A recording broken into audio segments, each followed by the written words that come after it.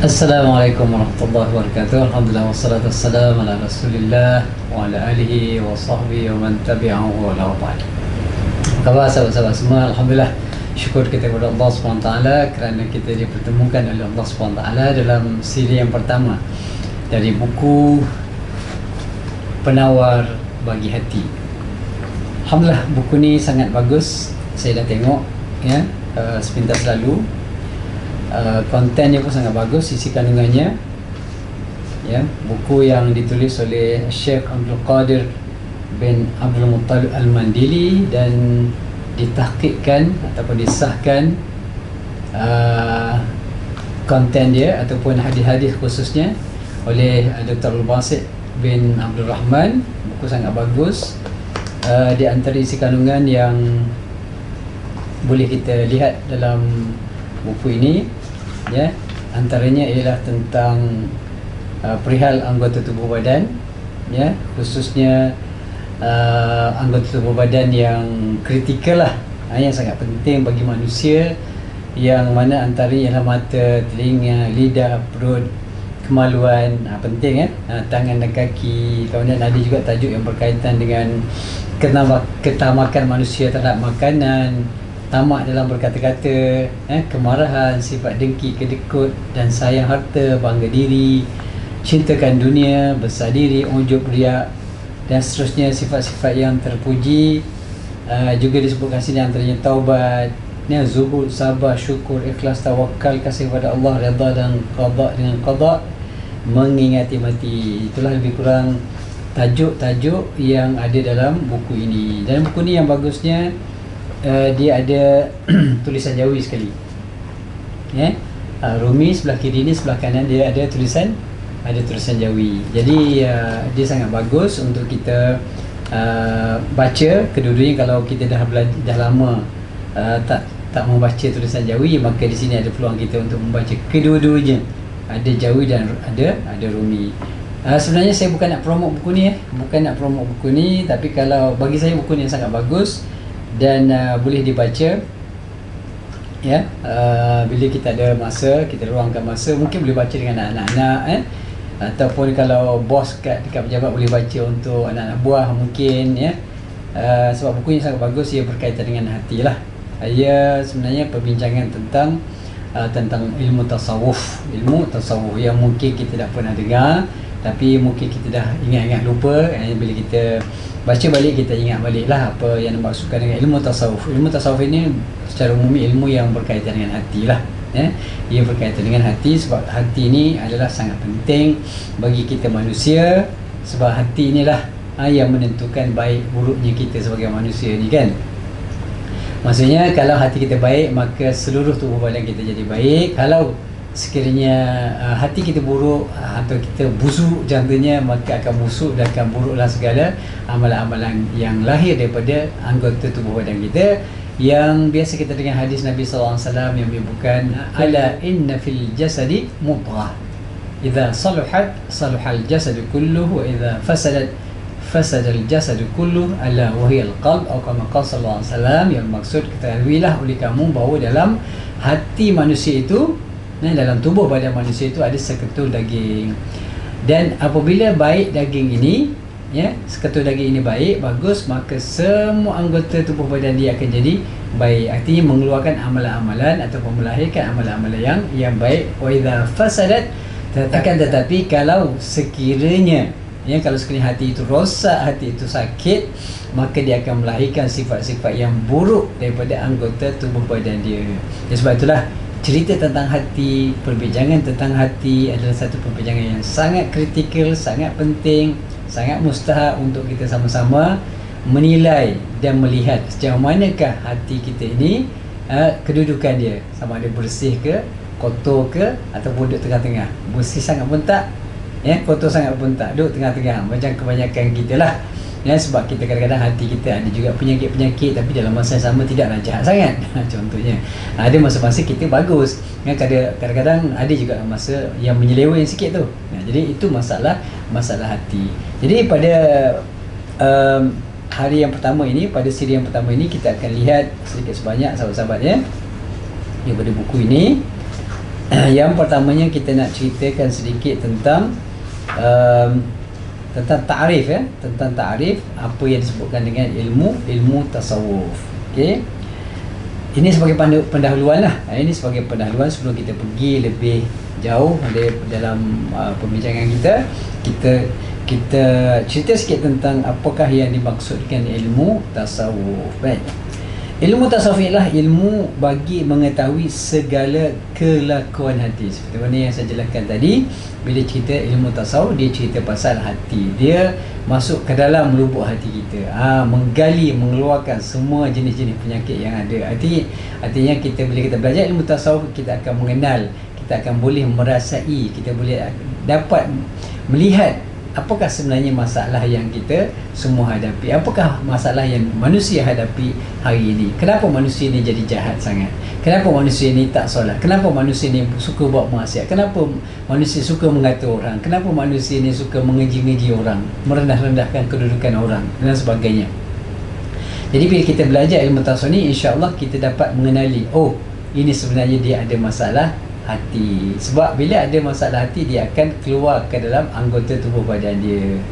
Kalau hatinya bagus, tak mungkin dia buat jahat. Tak mungkin hati yang bersih, dia akan suka mengata orang, mengejek orang, menghina orang, merendah-rendahkan martabat orang. Tak mungkin. Sebab hati yang bersih, dia akan keluarkan perkataan yang bersih, amalan yang bersih, perangai yang bersih, akhlak yang bersih. Jadi kalau kita tengok di luar sana, ataupun tak payah tengok jauh-jauh lah, tengok diri kita sendirilah. Kalau mulut kita suka, kata orang mulut tak ada insurans, atau mulut yang celupah, mulut yang gatal, suka mengata-ngata, suka mengeji, mengejek, suka maki hamut, itu masalah sebenarnya. Mulut ini keluar kerana hati kita dah rosak, ada masalah, ada sakit dalam tu. Sebab kalau kita hati sakit, dia akan keluar kepada mulut kita, keluar pada anggota tubuh badan kita dan sebagainya. Jadi sebab itulah bila kita belajar ilmu tasawuf ini, sebenarnya kita nak kenal diri kita, kita nak kenal apa masalah kita sebenarnya. Kita cuba nak memperbaiki diri kita supaya kita menjadi orang-orang yang lebih hebat, orang-orang yang lebih hampir dengan Allah SWT. Kerana bila hati kita kotor, bila hati kita rosak, hati sakit, kita akan jauh daripada Allah SWT. Jadi bila cerita pasal tasawuf ni, bukan kita nak cerita pasal orang, bukanlah kita nak menilik-nilik, nak tengok kesalahan orang, menilik hati orang. Tak, kita tak mampu tengok tilik hati orang. Hati kita sendiri pun kadang-kadang kita tak mampu nak tilik, apa lagi nak tilik hati orang. Tapi matlamat utama kita belajar tasawuf ialah untuk membersihkan diri kita daripada sifat-sifat yang tak baik yang ada dalam hati kita. Itu yang pertama. Yang keduanya, kita mungkin juga untuk menjadi satu kaedah, dan satu ilmu yang sangat berguna untuk mendidik anak-anak dan juga isteri kita serta keluarga kita. Sebab bila kita dah tahu penyakit ini satu penyakit yang bahaya, maka kita akan cuba sama-sama untuk membersihkan hati kita dulu, kemudian hati isteri-isteri kita, hati anak-anak kita dan sebagainya.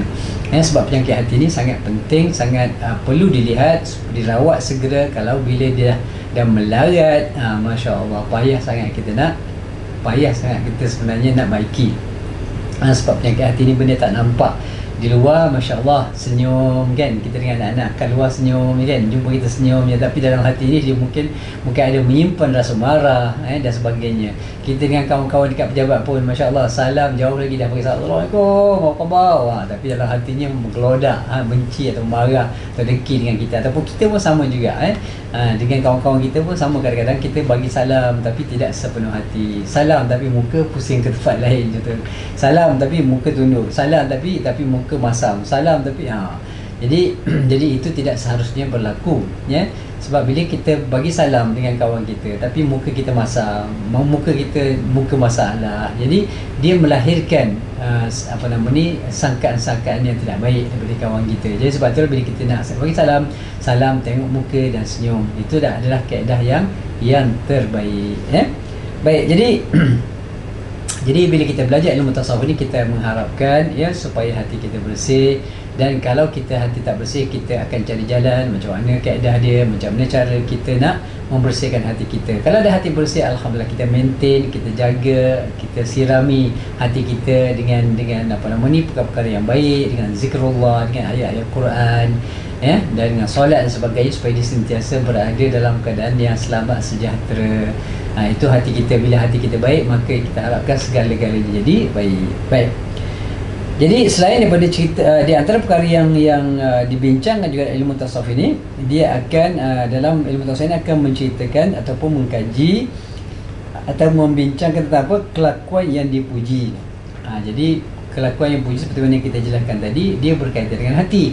Jadi kalau perlakuan yang dipuji seperti merendah diri, kalau orang yang suka merendah diri, walaupun dia berjawatan menteri, walaupun dia adalah seorang raja contohnya, walaupun dia seorang ketua jabatan, walaupun dia seorang bapa, walaupun seorang ibu, walaupun seorang guru, mana dan ada orang bawahnya yang dijaganya, yang jadi rakyatnya, yang jadi orang yang diberikan gajinya, pekerjanya. Jadi walaupun dia kedudukan tinggi, tapi dia tidak pernah meninggi diri. Maka itu sifat yang merendah diri itu adalah sifat yang menggambarkan orang itu sebenarnya memiliki sifat-sifat yang baik. Sifat merendah diri, sifat tawaduk, merendah diri itu adalah sifat yang terpuji. Artinya bila orang yang merendah diri, walaupun pangkatnya tinggi, itu tanda hatinya bersih. Tapi ada orang yang pangkatnya tak ada apa pun, tapi sombong je bukan main. Tu masalah tu.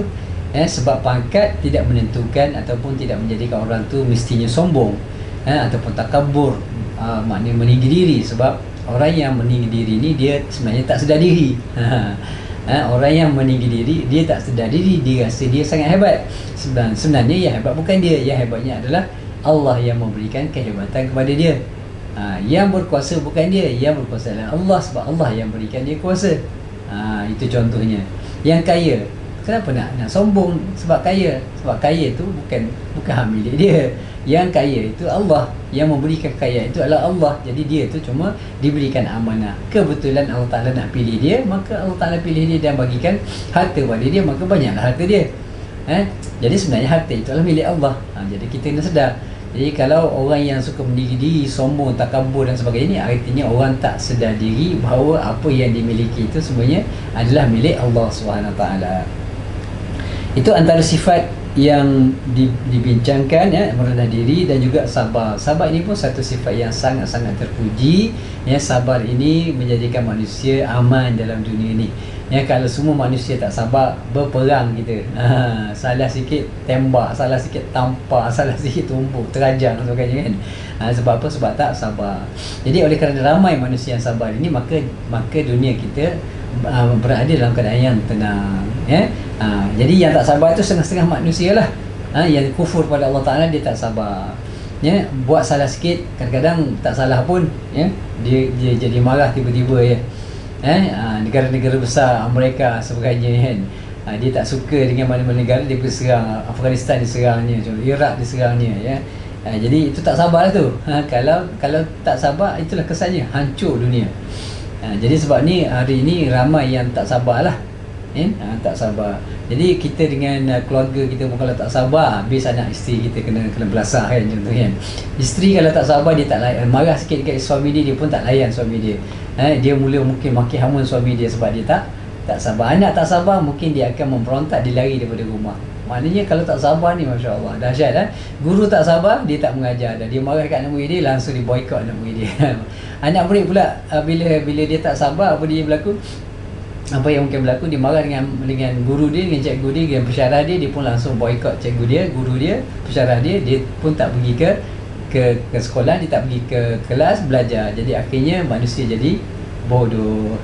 Sebab apa? Sebab akibat tak sabar ni boleh jadi bodoh. Sebab bila dah tak pergi belajar, macam mana nak pandai? Bila tak pandai, bodoh lah namanya.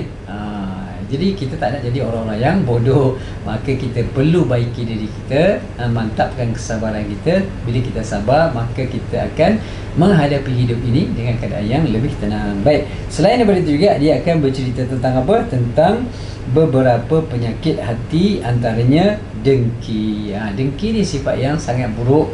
Kenapa? Dengki ni, bila kita dengki dengan orang ni, maksudnya kita seolah-olah tak redha nikmat yang diberikan oleh Allah pada orang lain. Kita rasa, kita lah yang paling hebat, kita lah yang patut naik pangkat, kita lah yang dapat anugerah. Tiba-tiba orang lain pula, kita pandang rendah pada orang lain, pandang lekeh pada orang lain, sebab kita rasa kita lah orang yang paling hebat. Ini masalah ni. Jadi kalau dia diam dalam hatinya, okey lagi lah. Tapi walaupun sifat tu tidak bagus, tapi kalau dia lebih ketika lagi apabila sifat ini meningkat menjadi lebih parah, sehingga kan dia sanggup kadang-kadang membuat fitnah supaya orang tu jatuh, membuat tuduhan palsu supaya orang tu jatuh. Nikmat yang ada pada dia tu maknanya ditarik balik ataupun dibuang kerja contohnya dan sebagainya. Itu sifat dengki. Hasad ni dahsyat, masya-Allah, bahaya. Dan lebih teruk lagi, dia akan sanggup buat apa saja untuk jatuhkan orang lain. Ni sangat bahaya. Ini ada masalah hati lah tu. Busuklah hati tu. Busuklah tu. Kalau hati tak busuk, dia tak buat kerja macam tu. Jadi macam-macam mana cuba juga nak suruh orang tu letak jawatan. Macam-macam mana suruh juga orang tu, maknanya dipecat macam-macam mana pun. Walaupun kadang-kadang kesalahan yang dia buat tu tidak sampai kena pecat, tapi nak juga. Itu tanda hati yang busuk. Jadi kena jauhkan sifat ni. Kena jauhkan di mana pun kita berada. Kenapa? Kerana bila Allah Ta'ala memberikan satu nikmat kepada orang lain, maka itu adalah hak Allah SWT. Maka kenapa kita nak dengki, kenapa nak iri hati dengan apa yang diberikan oleh Allah SWT. Kalau kita tak suka pada seseorang tu, ceritalah kenapa kita tak suka. Mungkin dia ada silap, maka kita bagi peluang dia untuk memperbaiki kesilapan dia. Okey, begitu juga lah berbangga diri macam kita sebutkan tadi lah. Berbangga diri ni satu sifat yang sangat buruk. Kenapa? Kerana kita tak seharusnya berbangga diri, sebab semua apa yang kita miliki hari ini adalah milik Allah semuanya. Jadi nak bangga apa benda? Kalau contohlah kita dibagi pinjam kereta Ferrari. Kereta Ferrari tak pernah kita drive kereta Ferrari contohnya, tiba-tiba kawan bagi pinjam kereta Ferrari, itu pun bawa lah kereta Ferrari. Tapi sebenarnya sahabat-sahabat memang mungkin sifat manusia kot, ataupun mungkin kelemahan saya sendiri. Saya ada pengalaman lah drive, bukan Ferrari lah, Mercedes Benz, bukan S-Class tak pernah, tapi BMW 7 Series pernah saya bawa. Kemudian CLC, SLC ke apa benda, ada satu yang macam kereta sport tu, Mercedes Benz pernah saya drive. Tapi bukan kereta saya, saya kata pinjam. Bukan pinjam pun, kawan minta tolong bawa, dia penat, saya bawa, saya drive. Bila kita bawa drive kereta yang mewah ni, kita turun pergi singgah kedai minum, kita rasa bangga. Padahal bukan kereta kita pun, bukan kereta kita pun, kereta kawan yang sebelah tu yang punya kereta tu. Tapi bila kita drive, kita turun tu, kita rasa hebat. Sama je, kita tumpang naik, kawan drive, kita duduk sebelah, turun pun kita rasa hebat. Itulah bahayanya harta dunia ni sebenarnya. Tapi bukanlah semua, tapi nak ceritanya, bila benda-benda ni berlaku dalam hati kita, maka kita perlu banyak-banyak istighfar kepada Allah Ta'ala. Sebab kita rasa macam itu adalah kita kehebatan kita. Sebenarnya Allah Ta'ala nak uji kita, nak uji hati kita, dan uji sejauh mana kita bersyukur dengan Allah, sejauh mana kita maknanya menerima nikmat Allah Ta'ala itu dengan keadaan yang bersyukur. Jadi itu semua ujian Allah SWT. Jadi sahabat-sahabat yang kasih sekalian, bagi siri yang pertama ini cukuplah sekadar ini. Mudah-mudahan ada manfaatnya, insya-Allah. Yang baik daripada Allah SWT, yang kurang, yang lemah adalah kelemahan saya sendiri. Minta maaf banyak-banyak. Dan insya-Allah kita berjumpa di siri yang seterusnya, insya-Allah. Assalamualaikum warahmatullahi wabarakatuh. Jaga hati, selamat diri, insya-Allah. Assalamualaikum. Jutaan terima kasih kerana menonton video ini. Jika ingin bermanfaat, sila like, share dan subscribe. Salam khuah dari saya, Ustaz Dr. Nik Rahim bin Nik Wajiz. Assalamualaikum warahmatullahi wabarakatuh.